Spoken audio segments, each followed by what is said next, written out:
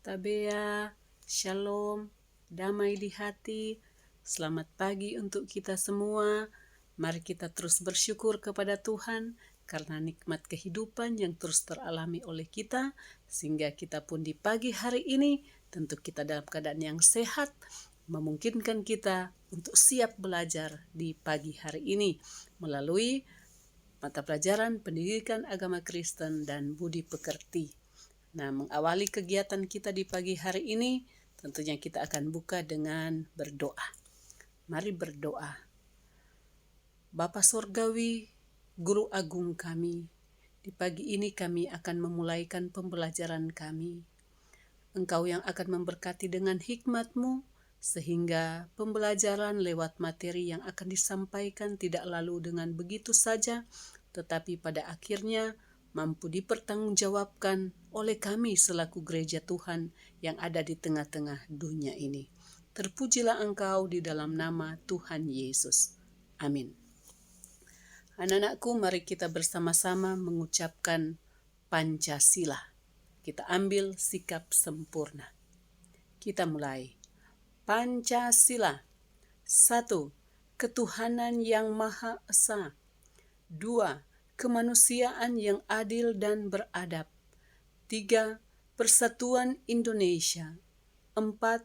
Kerakyatan yang dipimpin oleh hikmat kebijaksanaan dalam permusyawaratan perwakilan. 5. Keadilan sosial bagi seluruh rakyat Indonesia. Adapun yang menjadi materi kita di hari ini, yang adalah materi ketiga di semester ganjil ini adalah mengenal gerejaku.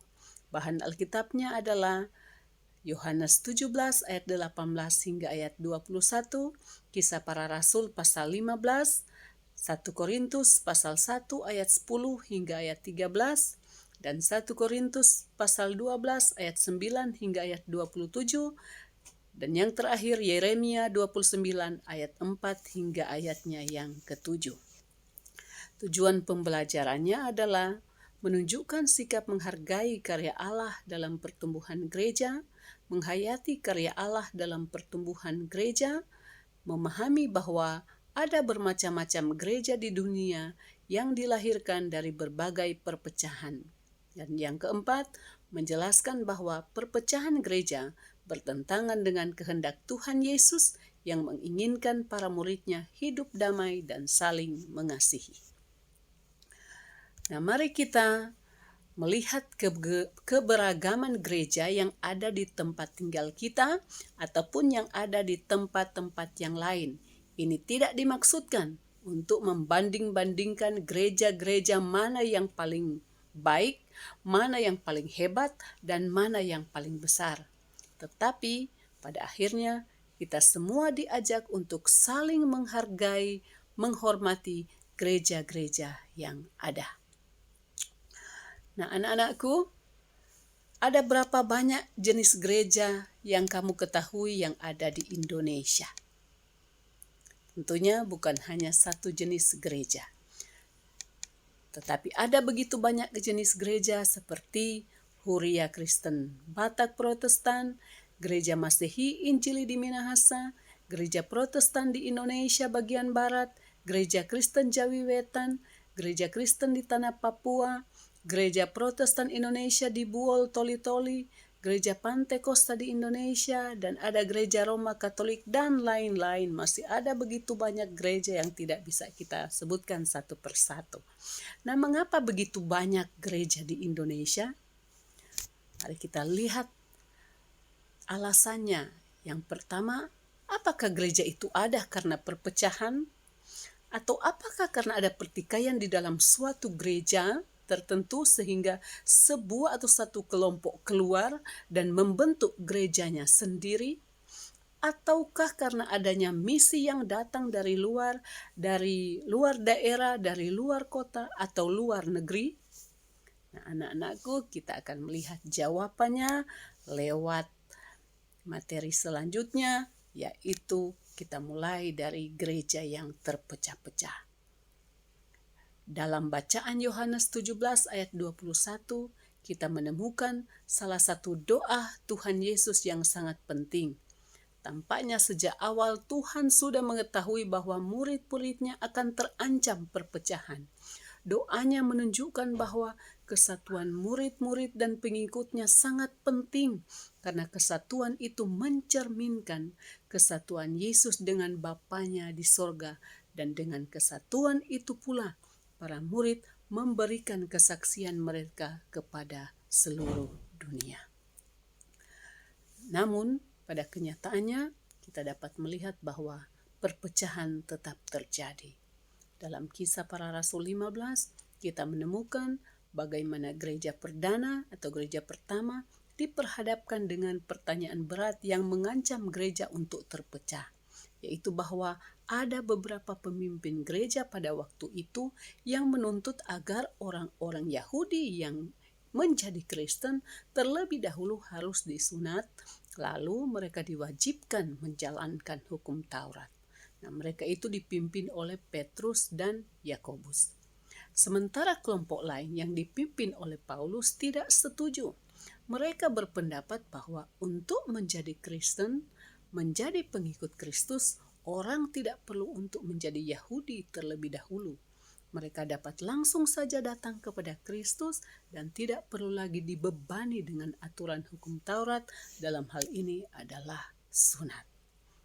Jadi terjadi perselisihan. Nah, karena itu pada sekitar tahun 50 Masehi diadakanlah persidangan di Yerusalem atau konsili, dan dalam persidangan tersebut dicapai kesepakatan bersama untuk memberlakukan peraturan dengan menjauhkan diri dari, yang pertama, makanan yang dipersembahkan kepada berhala, kedua, darah, dan yang ketiga, daging binatang yang mati dicekik, dan yang keempat adalah percabulan.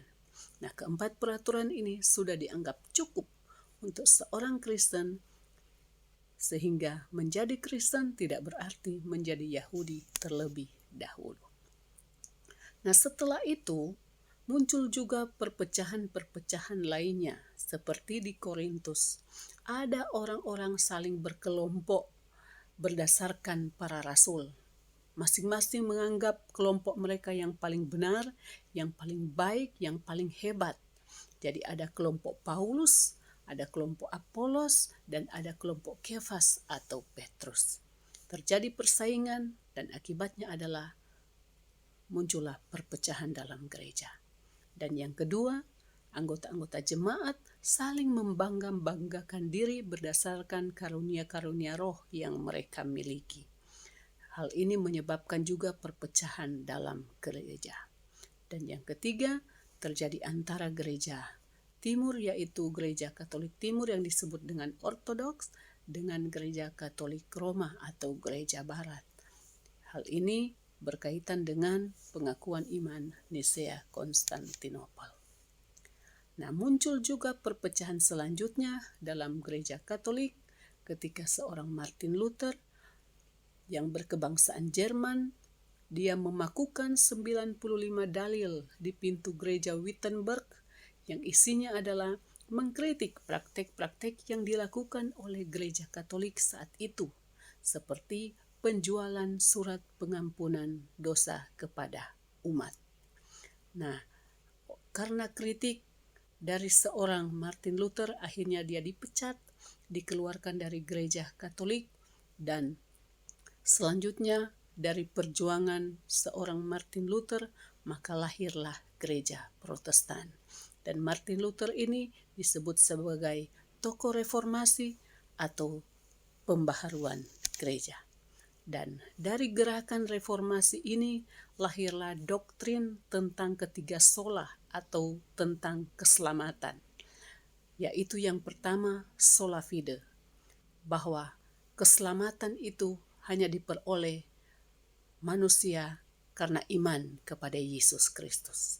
Dan yang kedua, sola gratia, bahwa keselamatan itu hanya diperoleh manusia oleh karena anugerah Tuhan Yesus Kristus.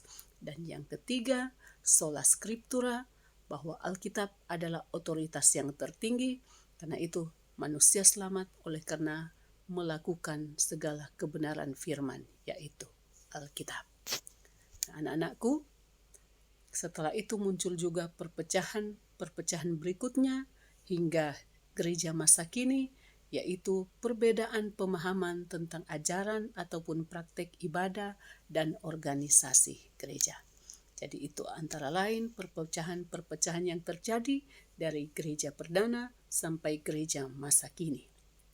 Dan mari kita lihat bagaimana gereja itu ada di Indonesia.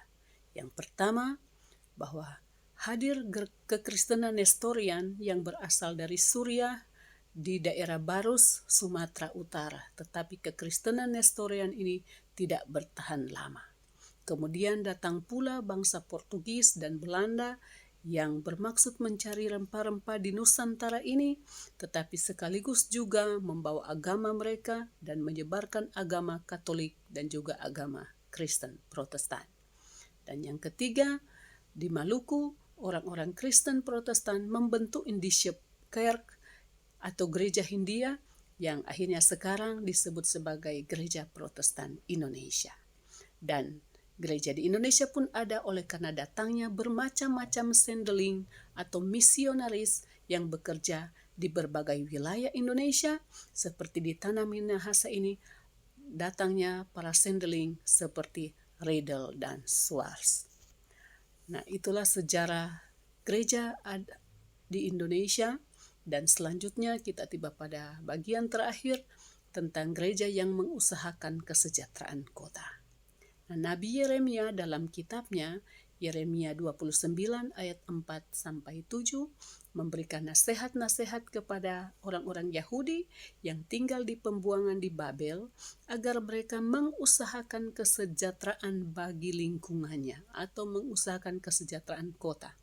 Nah, bagi kita gereja masa kini pun terpanggil untuk menghadirkan kesejahteraan umat manusia di dunia, antara lain melestarikan lingkungan hidup, dan saat ini kita pun terpanggil untuk berjuang melawan pandemi COVID-19, tentunya dengan taat dan patuh pada setiap himbauan atau anjuran dari pemerintah atau institusi gereja untuk tetap menerapkan protokol kesehatan, sehingga kita bisa memutus rantai atau menekan penyebaran COVID-19 di tengah-tengah bangsa dan negara kita ini.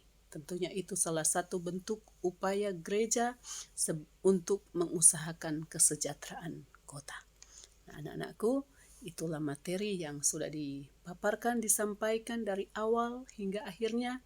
Tentunya di setiap akhir penyampaian materi ada tugas yang hendak dikerjakan, dan pada saat ini ada satu pertanyaan yang harus dijawab, diselesaikan, dan setelah itu dikirimkan lewat Classroom atau WA atau juga Messenger. Kiranya tugas ini diselesaikan tepat pada waktunya. Dan pertanyaannya adalah, apa yang seharusnya kita lakukan sebagai gereja melihat segala perbedaan yang ada? Nah, itu pertanyaannya, anak-anakku. Ibu rasa ini sangat jelas pertanyaannya, karena itu kita akan mengakhiri pertemuan kita saat ini dengan doa. Mari berdoa. Terima kasih ya Guru Agung kami yang sudah menolong menyertai pembelajaran kami hingga saat ini pun sudah boleh berakhir dengan baik. Engkau yang akan menyertai kehidupan kami di sepanjang hari ini, bahkan esok dan untuk seterusnya. Di dalam nama Tuhan Yesus kami sampaikan doa ini kepadamu. Amin.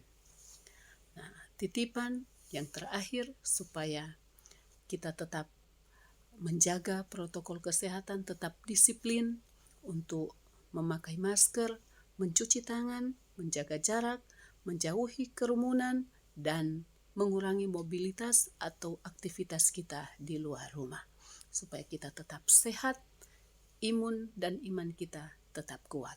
Terima kasih. God bless you.